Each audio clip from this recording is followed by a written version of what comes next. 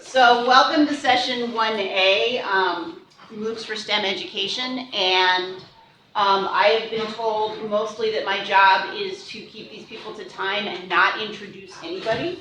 So we are going to get started with this session. Speakers are going to have about 15 minutes to speak, and then we'll have 5 minutes of questions for each speaker. And then at the very end of the session, we'll have 10 or 15 minutes for a general discussion. So let's get started. Hi, I'm Carol Fletcher. I'm the Deputy Director of the Center for STEM Education at the University of Texas at Austin. I'm presenting with my colleague Wes Monroe. We run a teacher professional development program. We focused on math and science for 20-something years. We've just now started working with computer science teachers, building them up. I'm going to give you an overview of our research study in which we looked at comparing face-to-face, online, and hybrid, a combination of face-to-face, MOOC teacher professional development to train teachers to become high school computer science teachers, to actually get certified to become high school computer science teachers. And we had two primary questions about which one of those seemed to be the most related to outcomes, and also what kinds of background characteristics of teachers did we see who were actually the most successful at actually getting certified. Those are big policy issues. So we're going to give you just some context first. They teed us up really well with the speaker earlier, but we're going to give you a context of the CS landscape in Texas, and then what it means to get certified, and then we're going to dive into the MOOC and the research questions and some analysis. So in the state of Texas, actually all high schools are required to offer computer science. There's not a big enforcement mechanism, but technically they are required. Many principals don't even know that they're required, however. So this is a map of Texas. Anyone who want to venture a guess, what do you think the dots represent? High schools. High schools, close. All of those schools had no computer science course. Those are all high schools that did not have a computer science course in the state of Texas a year ago. These are the high schools that did have a computer science course. So we're actually not doing too bad in Texas. We actually have better representation and better representation of minorities than most states in computer science, but certainly not good enough. Only 2% of Texas high school graduates take a computer science course. Only 27% of high schools even offer a course. And only 14 teachers completed a pre-service teacher certification program in the entire state to get certified to teach computer science. When I found out that, I said we have to do something about it. And so we created a program called We Teach CS in order to train teachers to prepare them to teach computer science. We do a whole lot of stuff in We Teach CS. We've trained over 1,300 teachers just in the last year. We've been very successful at getting many of those teachers certified. We're going to talk about that today. And we do a whole lot of other stuff, but the thing we're going to talk about today is this We Teach CS certification prep. It has 3 components: face-to-face training, online courses, which we developed when we very quickly found out we were filling up the face-to-face training, and we knew teachers needed, in a state like Texas, we needed to expand. And then we also got funding for a certification incentive program. We pay teachers $1,000 if they get certified in computer science. So in order to get certified in the state of Texas in computer science, all you have to do if you're already certified in something else is you have to pass a competency test in computer science. Now I say all you have to do, it's actually a really hard test. It's a very challenging test. You definitely know computer science if you pass that test. And the test is made up of 3 major areas: tech apps, program design and development, and programming language topics. And now I'm going to turn it over to Wes, and he's going to give you a little bit more detail about how we created this course that specifically addressed the content teachers needed to know in order to be successful on the test. All right. So we have 2 ways that we've done this professional development. Like Carol said, it started out with a face-to-face class that was 2 days. You come to the class, and we have an instructor. The problem with it overall is it's a short amount of time. There's very little time to practice or do any example problems, but you do have the opportunity to interact with the teacher and ask questions. So that's really the primary difference between that and with online. you don't have that opportunity for interaction. The only interaction opportunity is through the discussion boards. And overall, we've seen sort of very little activity on the discussion boards in the courses. So we served over 150 teachers in the face-to-face class, and over 1,000 actually registered to take the online course. As everybody probably has experienced, about 500 really started in wholeheartedly, and about 250 finished, so which was pretty good. For just a few notes about the design of the online course. We're teaching computer science, but we do not. Everything on the certification exam is all done with pseudocodes, so there's nothing that's language specific. We did do a diagnostic quiz at the start of the course so that we could do some analysis on actually learning throughout the course.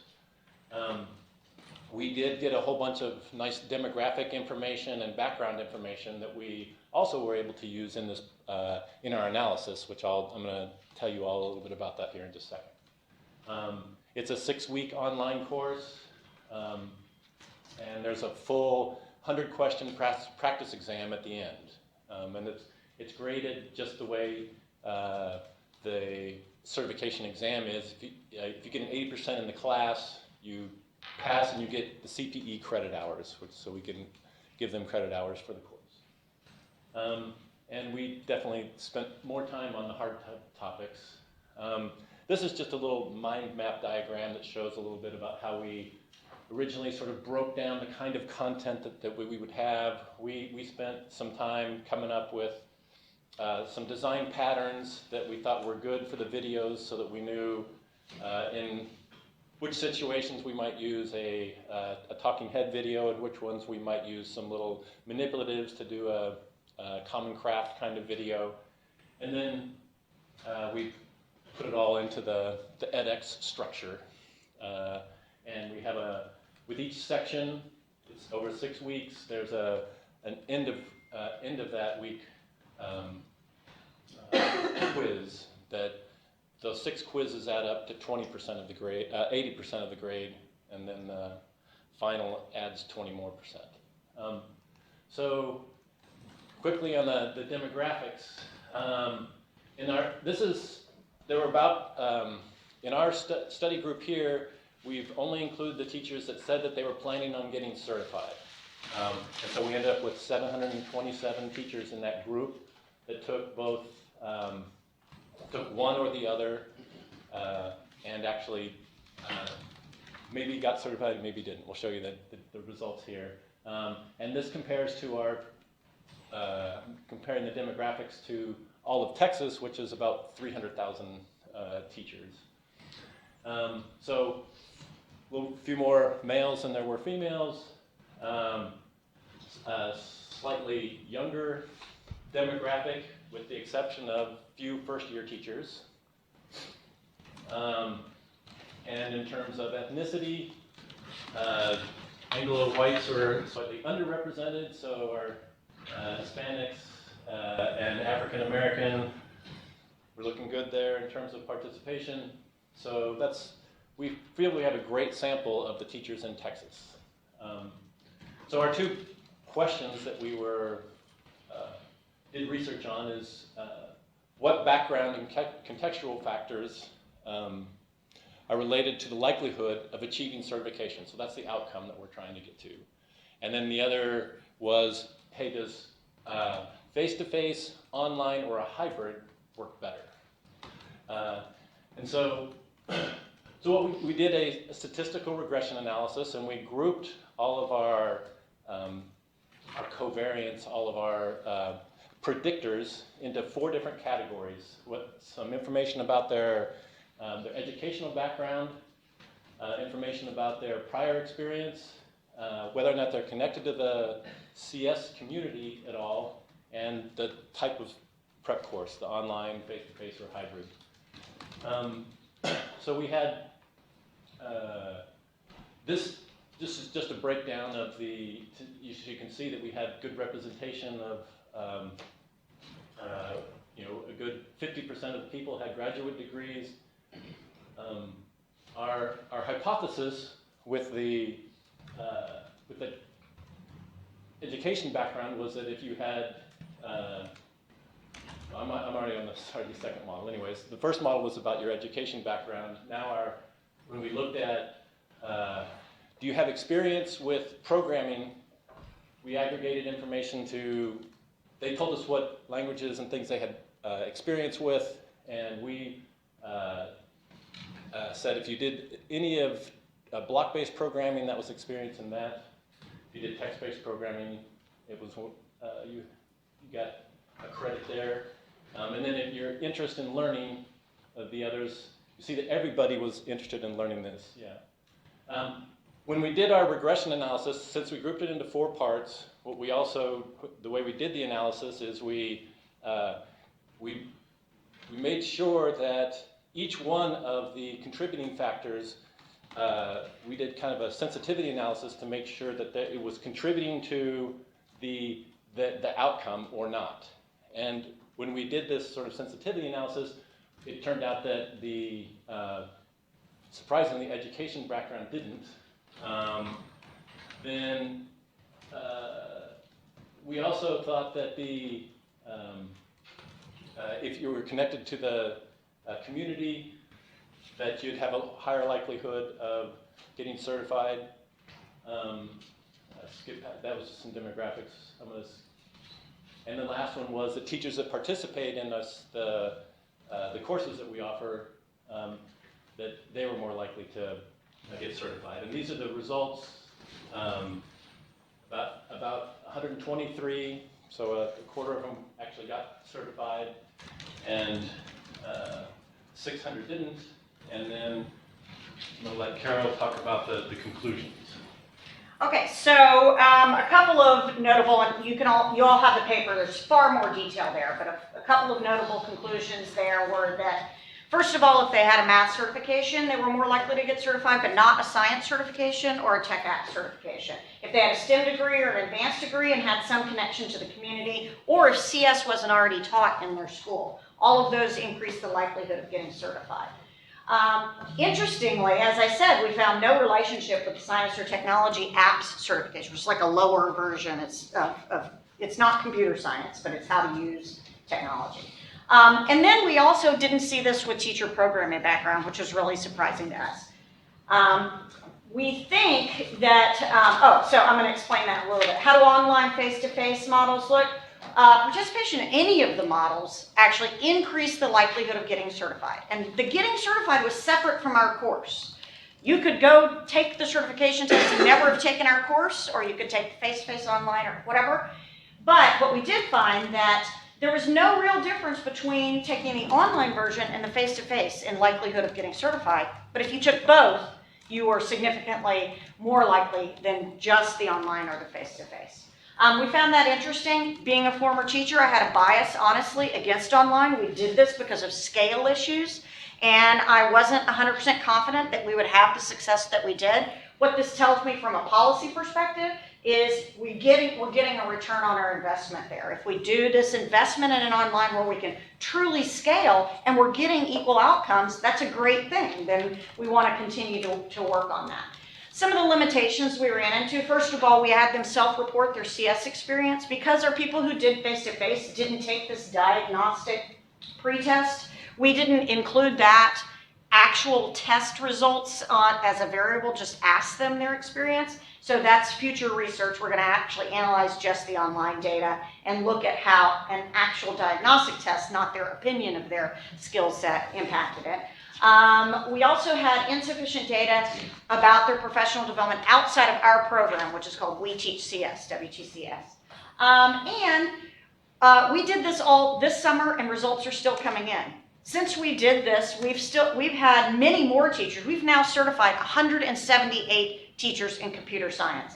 That's compared to 14 of the entire state last year through this process. So we're adding to that as we go. And then we know that there are some factors related to teacher motivation. We've actually included some questions like that in our demographic and survey at the beginning. We want to know, what is it? Is it the $1,000 stipend? Is it the fact that they feel compelled to learn it? Is it that they just want a sense of mastery? They want to learn it themselves. is they want to serve kids better in their schools. So trying to, from a policy perspective, figure out how do we market so we get teachers to take on this challenge. We have to look at what's the background characteristics, what's the methodology to get them there and support them, and then what's the motivation we need to tap into to get the most teachers willing to take on this additional work and become certified in computer science. And I have 8 seconds left. Woohoo! Excellent. Thank you. Do we have any questions? And you should, yeah. So I want to know that in your only MOOC program, did you see the same kind of attrition that we see in other MOOCs? No, actually, interestingly, we thought it was really more of an OOC than a MOOC. I'll say that. It was on edX Edge. You had to get the link from us. It wasn't out there up front. We started with over 1,000 people that signed up. We actually had about 250 that finished with an 80%, meaning every 6 weeks exam, etc., which I think is a lot better finish rate than the typical MOOC, which is what, 3%? But ours was very concrete. There was this concrete outcome. It wasn't, I just want to learn computer science. It was, I want to get certified and get paid $1,000 stipend. So it was a easier exit out on the other side. You mentioned the only interaction in the MOOC was on the asynchronous discussion board. Did you look at using video conferencing at all? We did not in that first pilot, but that's something that we're considering adding into it. We were surprised how little the discussion boards were used. Honestly, we expected that to happen a little bit more, but that's a great one. I think I've seen in some other courses using office hours is probably the thing I'd like to explore now is having that once a week to be able to have just. I think people are more likely to come out and ask their questions if they have somebody to actually talk to. Mm-hmm. Do you think your study is showing that the hybrid approach is superior, or simply a double dose is superior? Because they did the full course twice. That is a great question, because it could be that the people who were the most driven to get certified made a point of coming to both. Or it could be that it was just the double dose.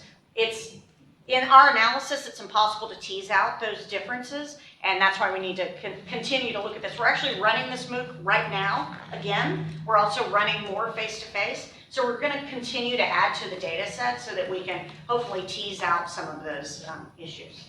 So you say you threw together the MOOC as to address capacity, but it's this 7-week-long course. How long did it take you to develop in that time crunch?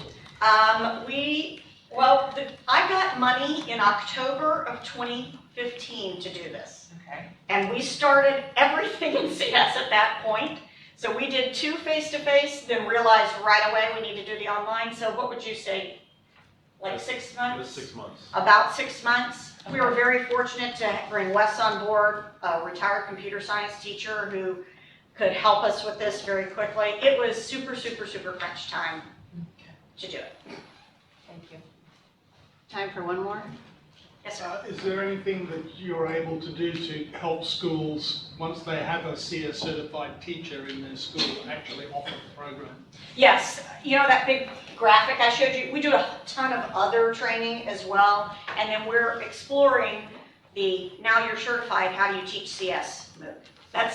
I think that's going to be harder though, because that's not the technical stuff that I think will be easier to do online. That's going to be more challenging, and we're going to need to really think of different ways of helping teachers collaborate and build professional learning communities. But we're actually doing that across the state. We cover really the entire state of Texas, so we're able to get an economy of scale like many programs aren't able to do. Great. Thank you. Thank you so much. Okay, we're just going to jump right into the next paper. Cool. Hi everyone, my name is Vinod. I am a data scientist at Coursera. For those of you who don't know, Coursera is a provider of MOOCs. We have over 20 million learners, over 100 university partners with thousands of courses. It's a worldwide platform. You can check it out by going to coursera.org. And along with my colleague, Emily Glassberg-Sands, we were interested in looking at the gender gap in STEM classes on Coursera itself, and then kind of seeing if we can understand why there is a gender gap and some drivers of that.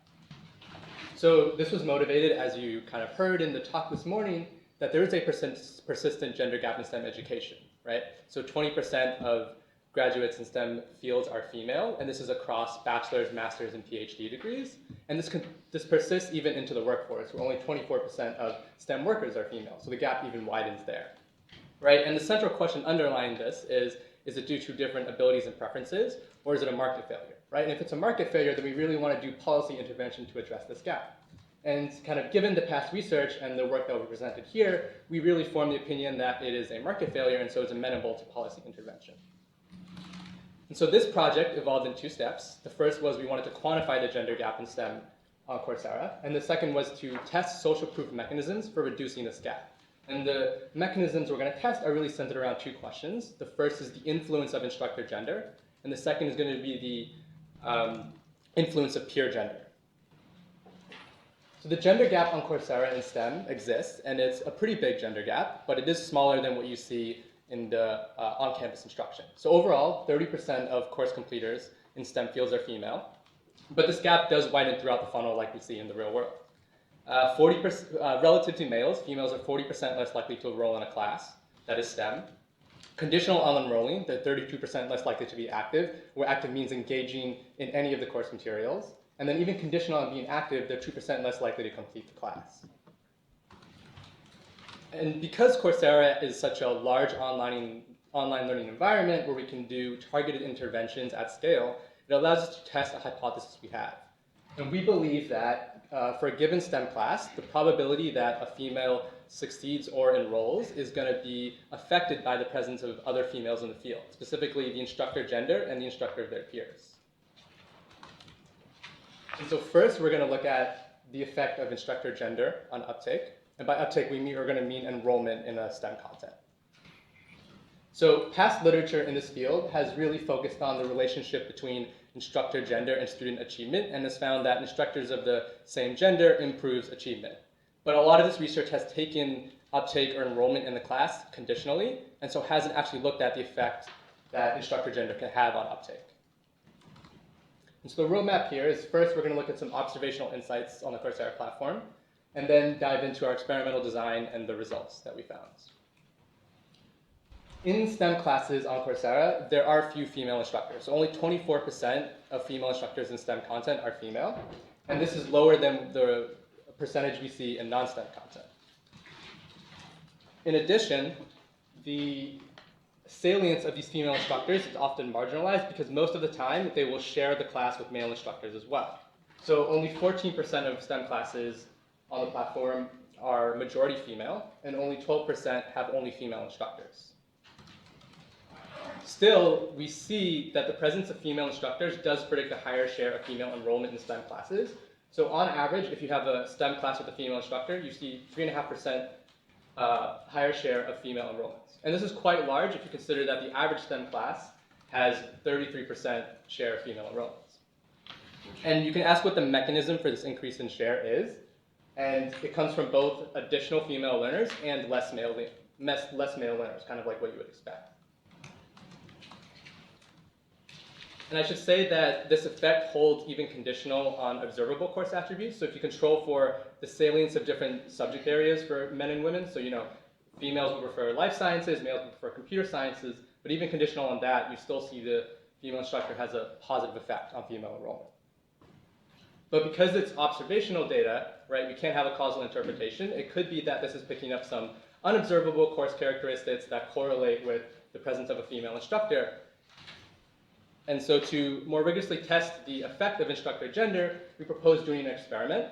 And in this world, in this experiment, we want to simulate a case where we can vary the instructor gender and hold everything else constant. So we can control for course attributes. And the format of this test is going to be an email to learners. And we're going to send an email that encourages them to enroll in a specialization. And on Coursera, specialization is just a sequence of courses that teach you about some topic. So you're going to have like a computer science specialization or a math specialization about a specific area within CS or math.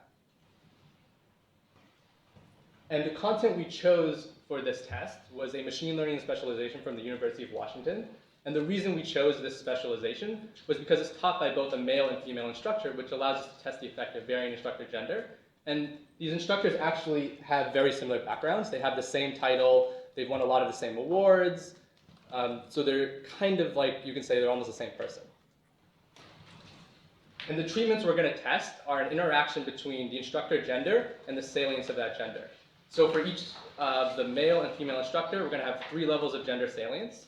The first is going to be no gender salience, where in the email we're not going to refer to the instructor by their first name or use gendered pronouns. So the only way you can know the gender of the instructor is if you recognize them by the last name. In the mild gender salience group, we're going to refer to the instructor by their full name, so include their first name, which will reveal gender, and also use gendered pronouns to describe them in their bio. And then finally, in the strong gender salience group, it's going to be the same as the mild gender salience, but it's going to include a photo of the instructor. Now, the problem when we sent the strong gender salience email out was that adding the photo increased the length of the email, and because of that, it actually lowered the treatment effect because people are less likely to click through on longer emails. So we're not going to talk about those results because they're confounded. But we will focus on comparing the mild gender salience to no gender salience. So here's what the emails look like. You have the no gender salience on the left, the mild gender salience in the middle, and the strong gender salience on the right. And you can see that adding the photo actually almost doubled the length of the email there.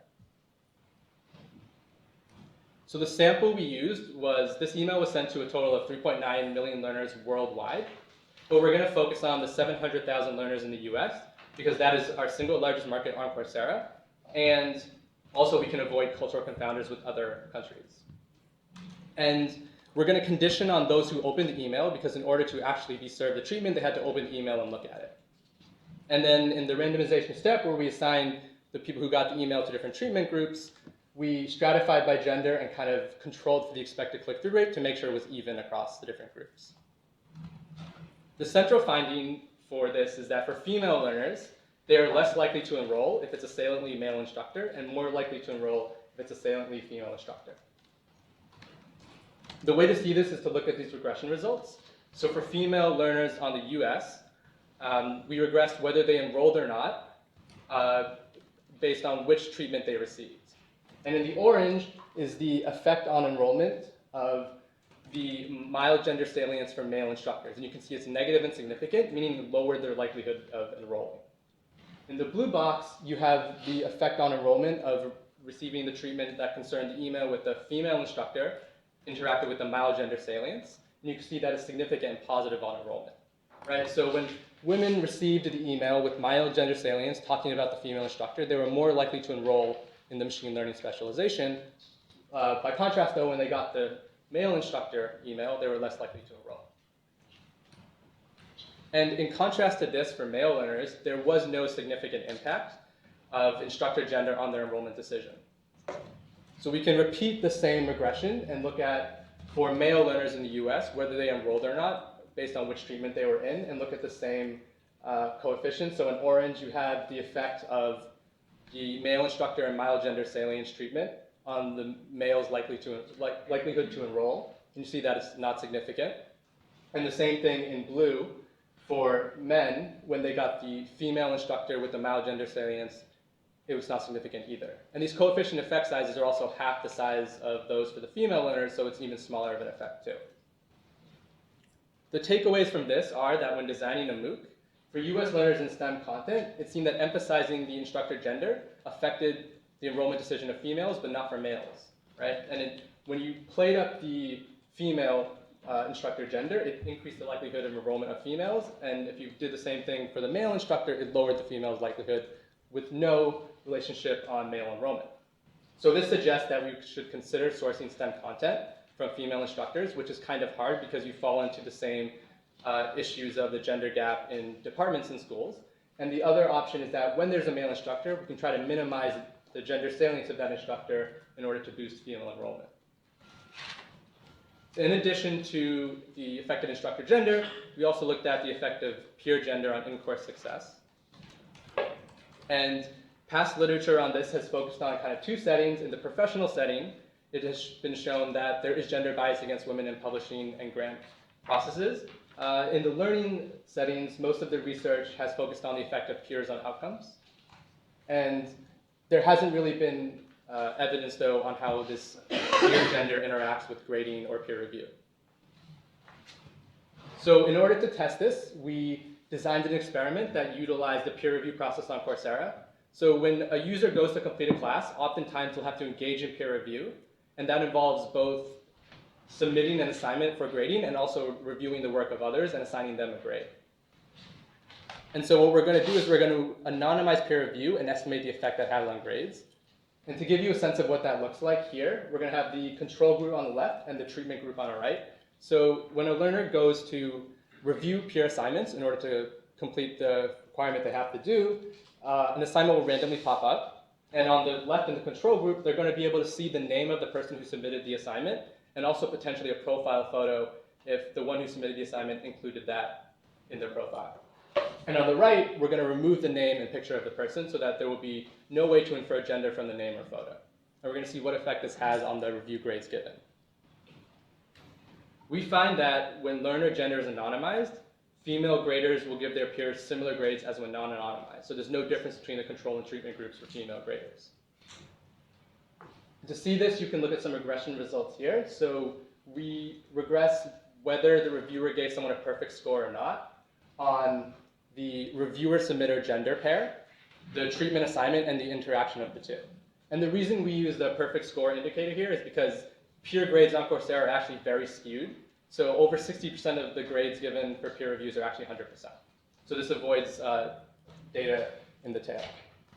And we see that, so the coefficients in blue show the average grades given by females to females and males in the treatment group. And you can see they're not significant, and so they're not different than those in the control group. By contrast, though, when the learner gender is anonymized, male graders seem to give other males lower grades and females higher grades. And you see that in the results here, where the first blue box is the average grade given by males to other males whose assignments they review, and it's negative and significant when you include controls. And in the bottom blue box is the average grade that males give to females in the treatment group, and it's positive and significant. So overall, if you look back at the results and kind of think about what the numbers mean, in the control group, when the peer review was not anonymized, male graders are 1.5 percentage points less likely to assign a perfect score to a female submission than to a male submission. And if you compare that 1.5 percentage point lower average to the treatment group, you see that 2/3 of the effect goes away. And so we can say that 2/3 of this effect is due to gender bias, because once you remove the name, that bias is no longer there. But the residual 1/3 seems to be left over and implies that males still have a preference for submissions by other males over those submitted by females.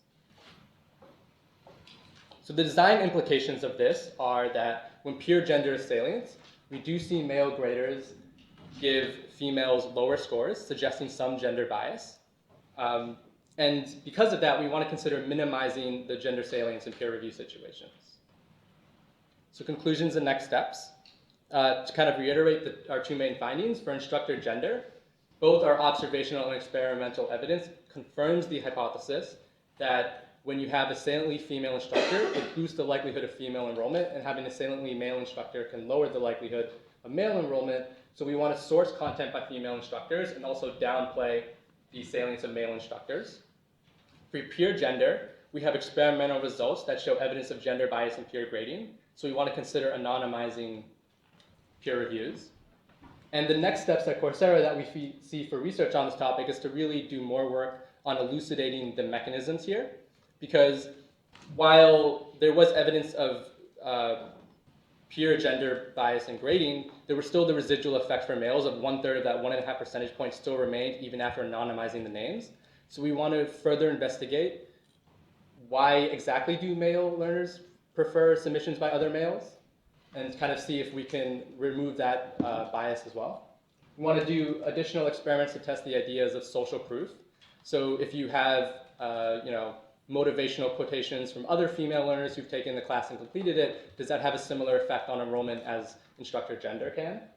And then we want to do randomized interventions for struggling learners to try and close a leaky funnel and boost the engagement throughout the course of both learners. And then we want to test the preference of females for female instructor content and to see if that also has the same effect as instructor gender. Okay, thank you for your attention. find me an email below. If you're interested in doing any research on Coursera, we would definitely be excited in working with you. And I'll take any questions that you have now.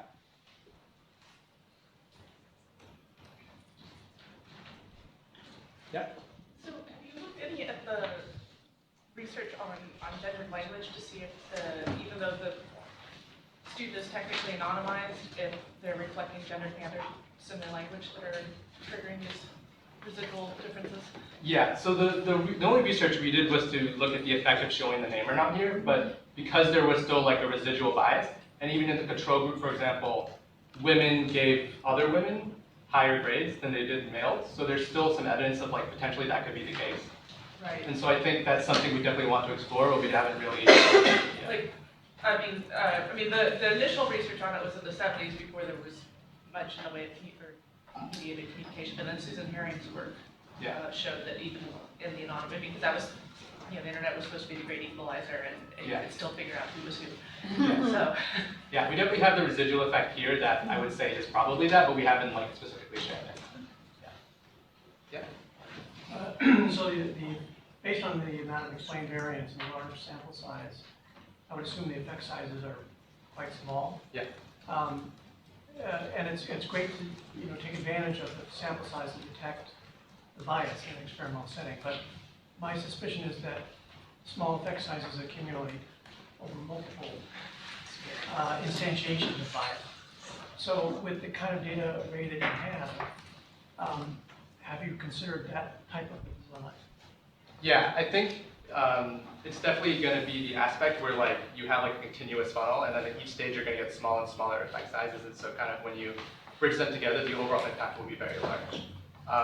I think we first want to quantify at each step of the funnel individually what it looks like to kind of understand the drivers of and mechanisms at each step, and then sort of after we understand the mechanisms at each step, then put it together.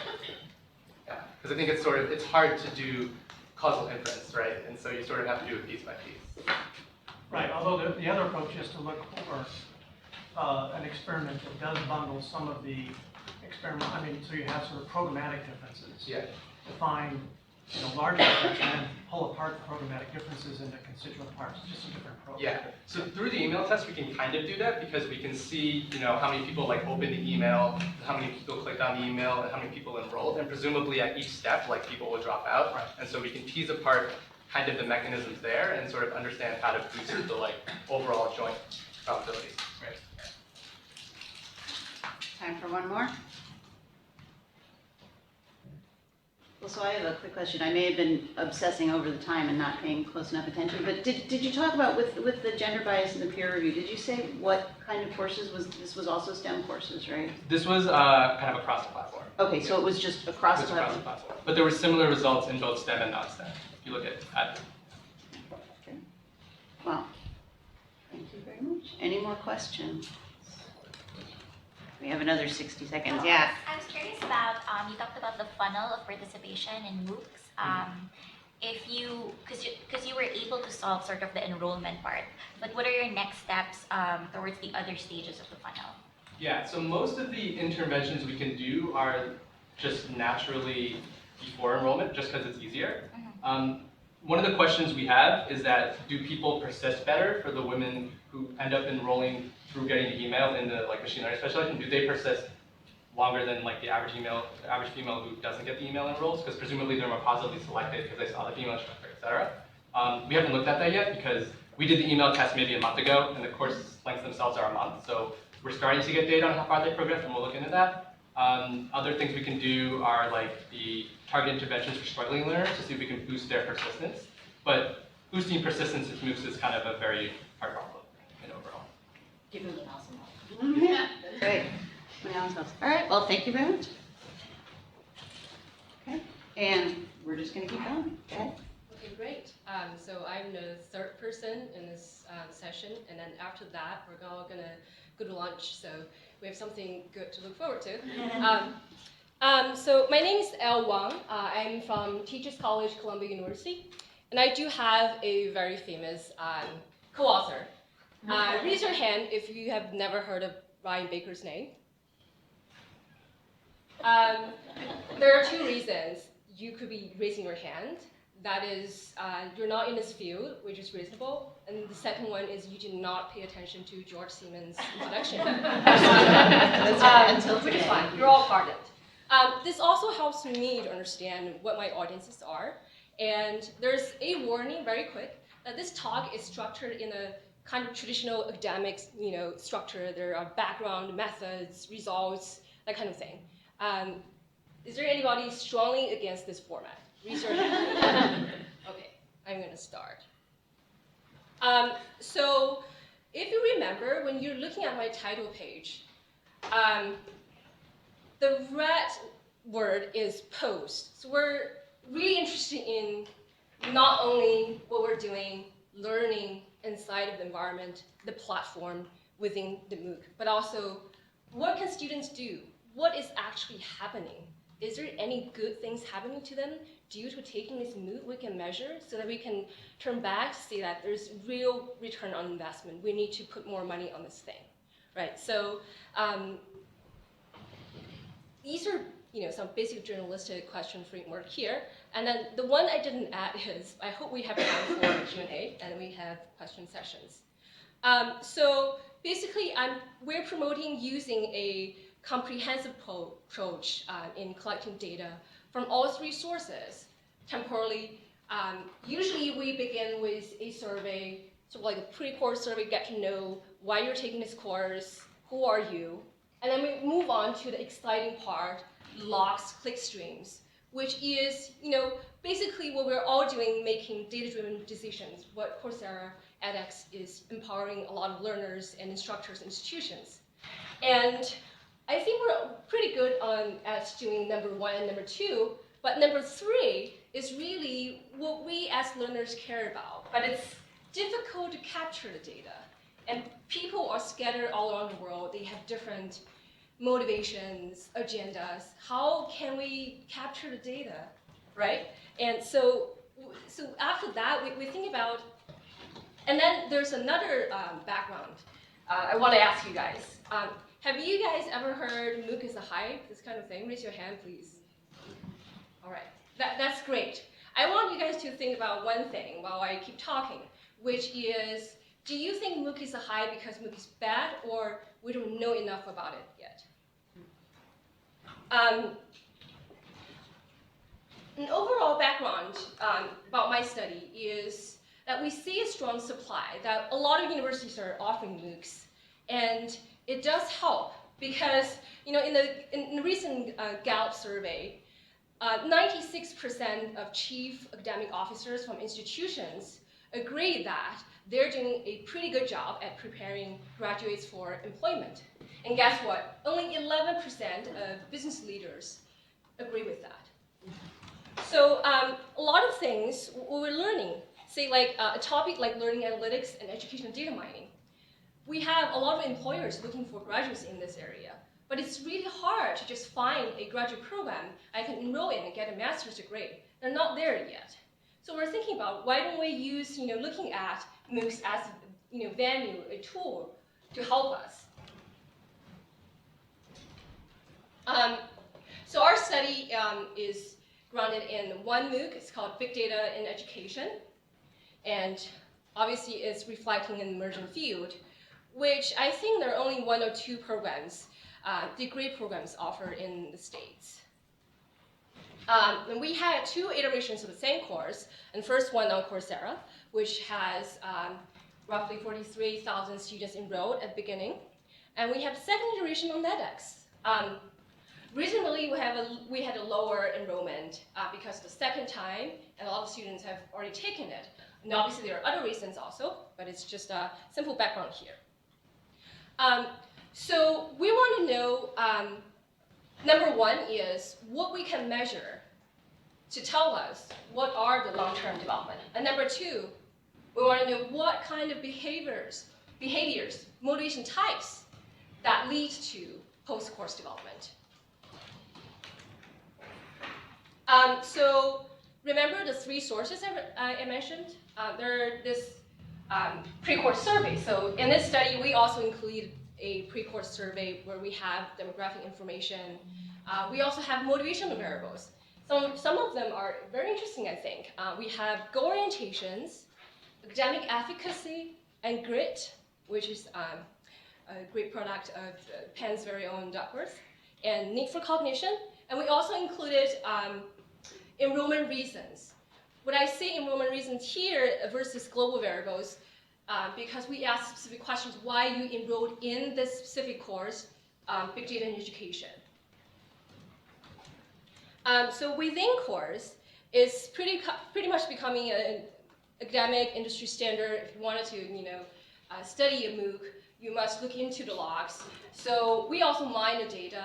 So we engineered variables to reflect student interaction with the core components of a typical MOOC, which is also the format with our MOOC, Big Data in Education. We have videos, discussion forums, basic course pages, and assignment. Here, this does not mean assignment scores. This means how many times students attempted to submit an assignment, because we said that you're allowed up to 3 times to submit your assignment per homework. So how many times you try to submit might be indicating how hard you're working. And then this comes to the very exciting part about post-course development variables. We totally understand. We really cannot chase down every single learner and just interview them to say, tell us that our MOOC has helped you to get a new job, and say yes or no. That's not really feasible. So we really look into the disciplinary differences among different courses. And in our courses, it's Big Data in Education. It's a new field. Our learners are mostly professionals in this field. A lot of them are academics. So then in our pre-course survey, it shows that a lot of them actually wanted to pursue an academic career or get more knowledge in this field. And then we used 2 measures for post-course development. Number 1 is whether the learner, after taking a MOOC, joined a professional society after this course. This could be an international educational data mining society. And the second measure is whether this learner has, after taking this MOOC, has submitted a paper to a relevant conference or journal. So we got into those 2 databases and matched data with our MOOC learners. And we found we pretty much created these 2 binary variables, whether you a society member or not, or you a paper submitter or not. And then so we have these indicator variables, right? And then we got the 2 long-term development. And then if we were thinking about constructing prediction models, we want to have outcomes. And then, yes, we are very interested in career development post-course, but we are also not foregoing completion because it is relevant. I'll tell you why later on. So we have 2 studies. The first studies, we looked at pre-course survey plus the, mostly motivation. So our results says that grit and self-rated confidence predict course completion. And now I want to mention grit here because grit was traditionally used more in multi-year, long-term passion project or military training. But it turned out it also has a strong effects in MOOC learning. Because think about it, it takes a lot of grit, to power through it. There's no people, pushing you, and you have to finish all the assignments and get a score. Another interesting thing we found is a lot of career transitioners are more interested in the survey item saying that, this is a new platform I want to join, rather than the content itself is very relevant at the moment when they responded to the survey. So what does that mean? It could be meaning that when they first approach this course, they're not already a professional in this field. Maybe I'm just, I'm a banker, and I want to know if there's a possibility I can transition into a learning scientist. I just want to know that. It happened to be that I saw this ad of MOOC offering this course. And number 2, this is really text heavy. You could, you don't need to look at it. I'll tell you just the most important thing. If you think about this question, when we compare career advancers, we call the paper submitters, the society members, we call them career advancers. If we want to compare advancers and non-advancers, how they studied inside the course. What do you think is the difference, right? And the obvious part is the advancers really engage with the content, the videos, discussions, and the course pages across the board as global variables. But the interesting part came in under discussion forums. It turned out that a lot of our career advancers, they advance, but they are form lurkers. What does that mean? They read really diligently the forums read a lot of times, but they don't really actively post questions, comments, or responses. They just read the comments. Others post. So here are some comparisons of non-members and members. And you see the dark blue bar, obviously, is almost, every bar is almost 8 to 10 times of the non-members. And the second graph is comparing between non-submitters and submitters. Similar patterns. And quickly, some contributions. And obviously, learners, we want to keep exploring what we can do after taking a course. We want to send a message to all learners that this is actually something significant you can use to advance your career or even transition your career. And for institutions, we're adding in another important success metrics.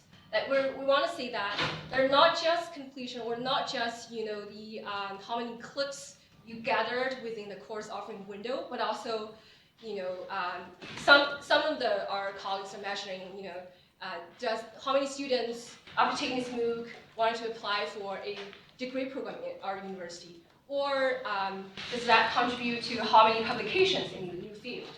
And also the third one is community of practice and thinking about the larger goal of a new field, emerging discipline.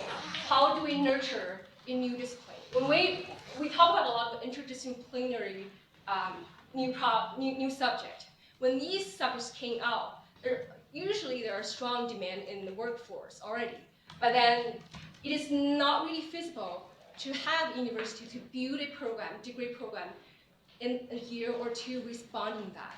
And maybe we're using MOOCs to enhance our understanding of the whole discipline and to help institutions to decide what's the best way to connect with workforce, whether we want to offer a degree program or not. Future directions, obviously, we're only measuring one discipline, big data in education, one MOOC. We're also currently talking with our collaborators in public health, environmental education, and we're looking into, for environmental education, how many people drop the habit of buying a lot of bottled water, something like that. Really tangible ideas that we can connect with our surveys, with our log data. And obviously different cultures, we're also interested in whether that can have an influence. And that all of these can reflect back to the instructors. And this one is more like cheat sheet for me. So 30 seconds review that I talked about 3 different sources of data we need to look into: pre-course, within course, and post-course, with a strong emphasis of encouraging you guys to collect post-course data. And then in this study, we used 2 outcome measures: course completion and post-course development, career advancers. And these all coming back to whether the MOOC is a success or not, and is part of the ROI decision we want to make. And that's it. Thank you very much.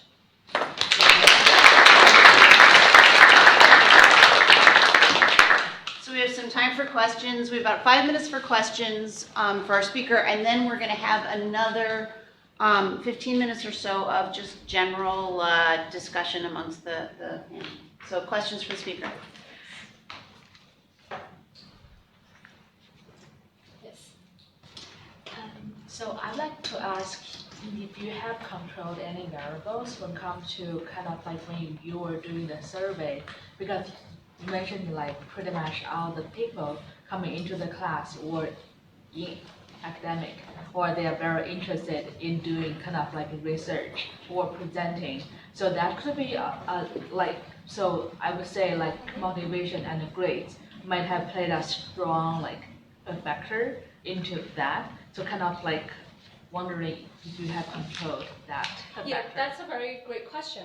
We actually have not used control variables or considered interactions in this kind of study because we understand there's self-selection bias.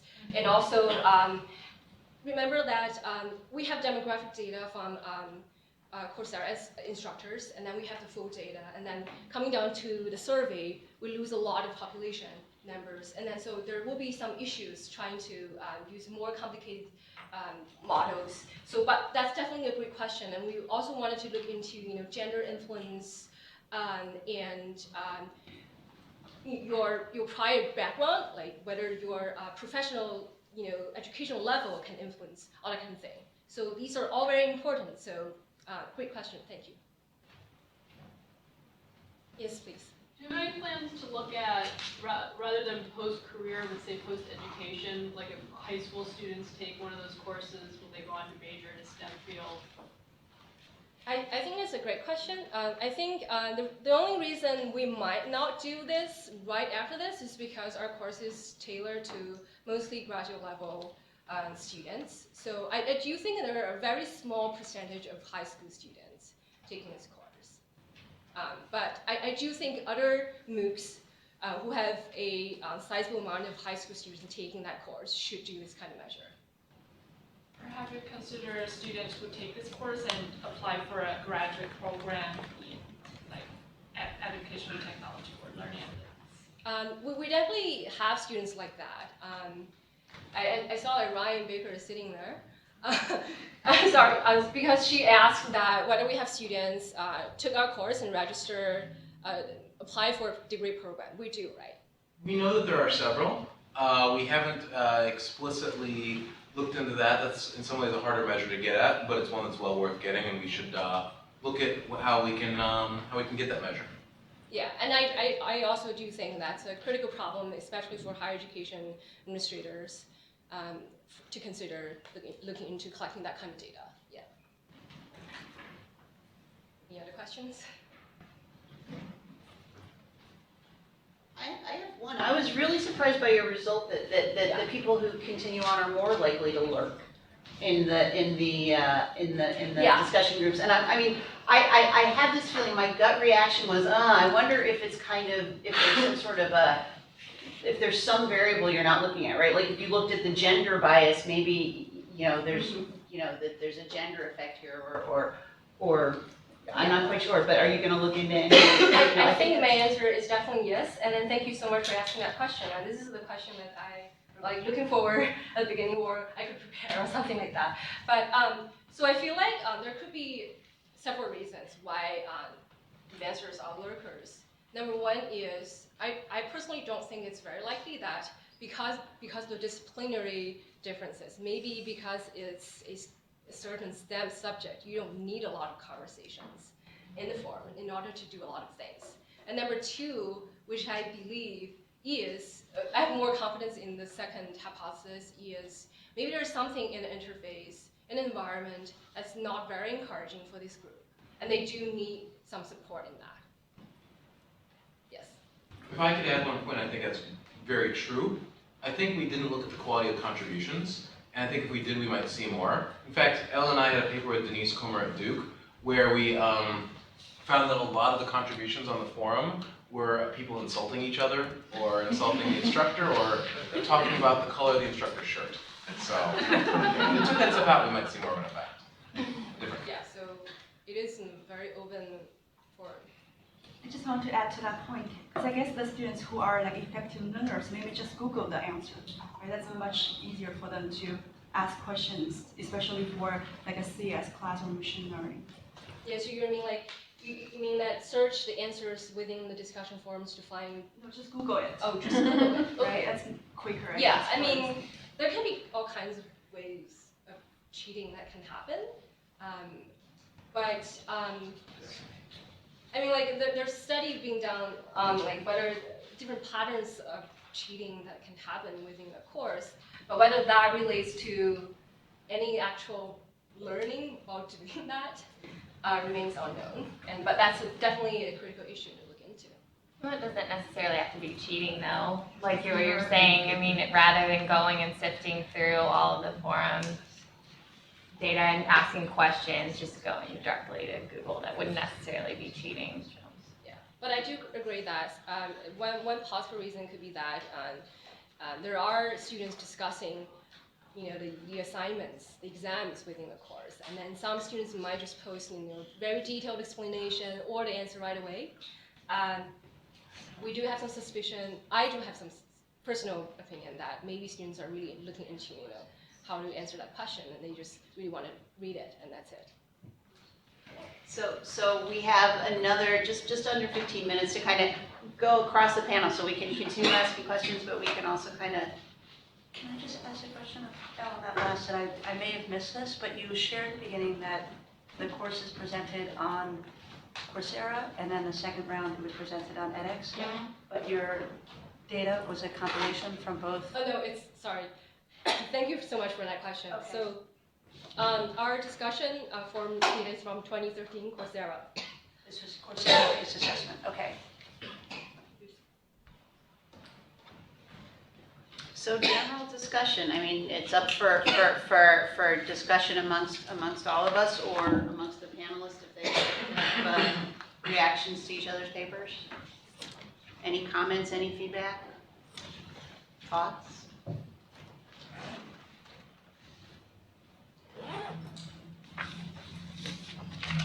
I just thought it was kind of interesting that our teachers didn't engage very much in discussion forums, and it had no impact on their finishing the course or getting certified. And Elle found similar results, that discussion forums didn't seem to impact post-course activity. I have a gut feeling for this. So I also have a couple of MOOCs that are for sort of, I would call them non-technical users, and my gut says that if you're not quite as tech savvy, you may be less likely to use a forum than if you're a little bit more so. If you're I don't know, it's my gut feeling. I have no evidence for this. I would say this too, like when we were looking at the effect of peer gender, there's kind of two places where peer gender exists on Coursera, where you like learn down other learners in the course. And one is through the peer review assignments, which we looked at, and the other was forums. And only about 7% of users actually engage in the forum. So forum engagement is just generally very low, and it's sort of been hard to get users to actually use it. Right. When you say forum engagement is low, do you mean actually making posts or responses, Even or both. go? Yeah. Both. So anybody very few learners actually even check out the forums, and even fewer will do the posting. So is that 7% posting or 7% like engaging at all? Okay.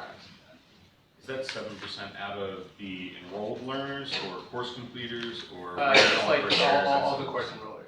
Say that again? Course enrollers. Did any of the courses you look at, say, Facebook or other places that students might be discussing? Because we found a lot more interesting discussions are going on outside of the courses, because the discussion forums can be so difficult to find information, sort through, and navigate. Yeah, I think a lot of our courses, people will make like GitHub accounts, for example, for some of the STEM classes, and they'll post their content there, and there'll be discussions there. So you definitely do see them leveraging like outside sources for talking about the classes. We actually used Google Groups for our Coursera. That way students could interact not only on the forum, but directly with the community mentors. And that was incredibly successful. So just thought it was some good help.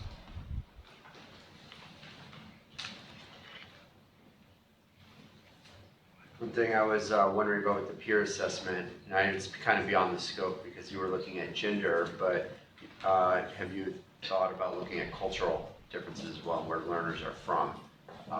Because I wonder if there would also be biases that you'd see there, and you'd have another argument. Because I was kind of actually surprised that you can look at the name and look up their profile, because you'd think peer review, you might do it blind by default. You can imagine all kinds of different biases coming in there. Yeah, I think, the cultural thing is something we're definitely interested in, seeing like, is there a regional bias or anything? For this study, we use it as a control to see if conditional on that, is the gender bias still present, but I think, as the next step. What is the default for peer review? Is the default that you see the Yes, user? the default is that at the top of the assignment, you'll see the name of the person and the profile photo is there. Interesting. Do you know if that's changed? I took a MOOC with peer review, and I don't remember that, but it could just be that it was like 2 years ago now, and I don't. Yeah. So the way it's done is it still shows the name.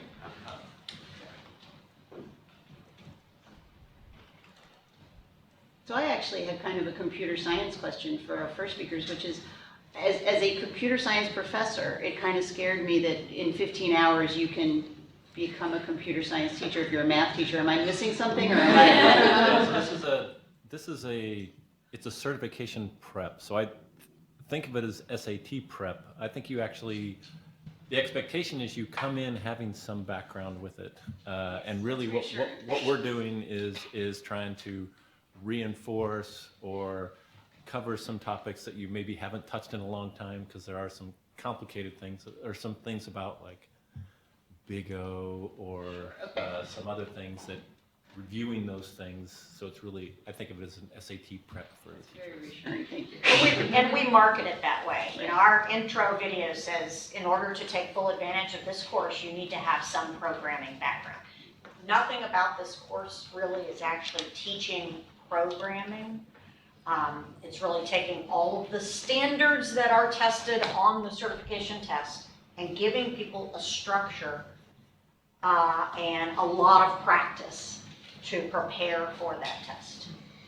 Can I ask another question related to that study and how your prospective students were engaged in the course? Was it directly to the potential certification taker? Was it the teacher, or was it to principal or superintendent? So was there hierarchy involved in engaging? All of those. All of those. So because we have this really large network already of math and science teachers that we work with through a network of about 40 universities that serve, we could use that network to go out and say, hey, we have this new thing with computer science if you're interested. So that was kind of our low-hanging fruit. We also marketed through professional organization like the Career and Technology Teachers or the Texas Computer Educators Association, which is not the same as computer science. It's like people who like to use instructional technology. We also marketed some through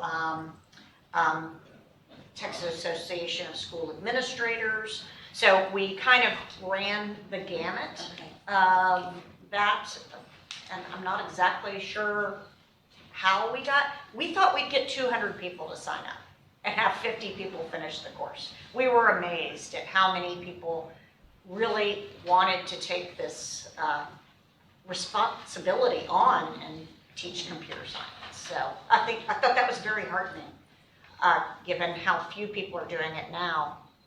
What it told me is if you provide people with an appropriate structure that's accessible, that they're willing to put in the hard work to get there. Because, you know, even for the face-to-face, we had teachers driving over 1,000 miles round trip to come to the training. And that's when we said, wow, we've got to put this online, because Texas is a ginormous state. And most of the people that were participating were from rural districts in the middle of nowhere, on the Mexico border, on the Arkansas border, up in the Panhandle. That was probably the most surprising part. Just tagging on to that, how long has CS been a requirement in Texas? Since April of 2014. The State Board of Education added it to the required high school curriculum, but then they didn't tell anyone. And so when I started telling, but I also am a school board member, so I have a lot of connections with administrators. When I started telling administrators, they're like, what the, you know, how are we gonna do that? We're not gonna be able to do that, you know, so no one really advertised that. and then we started advertising that, so that was a little bit of pressure point. But there's no consequence if they don't, it's only a public relations issue. As a parent, if I found out that they were supposed to offer it and my kid can't take a course, I could create a stink, but there's no enforcement mechanism. But it's not a required course, it's just that they have to offer something. Right, it is not required for graduation. And there was a question. Are any of you planning to do any qualitative research and going out and getting people's stories of, what's really going on? Yeah, that's definitely an interest for us, is really looking at, also following our teachers to see, now that you have this very defined skill set, how did that help you in your career, and what else do you need? So more from the perspective of what can we do now that you're certified qualitatively than necessarily what's happening. We also have quite a bit of feedback, just random feedback from teachers saying, this is, I never would have passed if it hadn't been for this course kind of stuff, but not really what I would call, research-based qualitative. Out of curiosity, the certification tests in Texas, are they also the praxis tests? Yes. Okay. Yes, so there's about 5 other states that actually offer the praxis test as a CS certification. Okay. And so that's actually the next step. We actually had a teacher from Arkansas take the course and pass the praxis in Arkansas. She emailed us about it. So the next step is now, as I said, we didn't really advertise it. Only 77 people outside of Texas took the course. But our next step is to talk to the people in these other states and say, hey, do you guys want your teachers, to take this course and see if y'all can increase your certificate? Well, that was going to be my next question, was do you have any plans to work Yes. alongside praxis? Because I know I taught computer science and passed my praxis for computer science years ago. And I know that they did not offer any resources Right. to people who, because I was an English major originally taught English and language arts. I know practice definitely did not have any type of resource, so that would be something that's just completely Right. insanely bad. I think, as the original speaker said, this is a very solvable problem. We've just never tried to solve it. I mean, that's really where we're at in Texas, at least. With these horrible statistics, was because no one's ever actually looked at the problem, defined it, and tried to solve it. And, we feel like we can solve the problem, but we have to put some resources towards it. I think that's a good note to end on. We don't want to hold people back from lunch. So thank you all for coming, and I think lunch is next.